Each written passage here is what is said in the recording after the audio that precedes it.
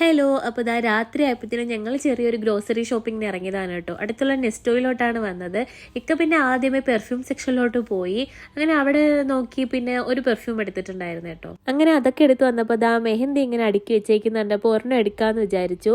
Choco ഇല്ലേന്നൊന്നും അറിയില്ല, എന്നാലും ഒരെണ്ണം എടുത്തിച്ചു. പിന്നെ ദാ വീട്ടിലേക്ക് ആവശ്യമുള്ള കുറച്ച് സാധനങ്ങളൊക്കെ മേടിച്ചു. പിന്നെ മോന് സ്കൂളിൽ കൊണ്ടുപോകാനുള്ള സ്നാക്സും ബിസ്ക്കറ്റും കാര്യങ്ങളൊക്കെ എടുത്തു.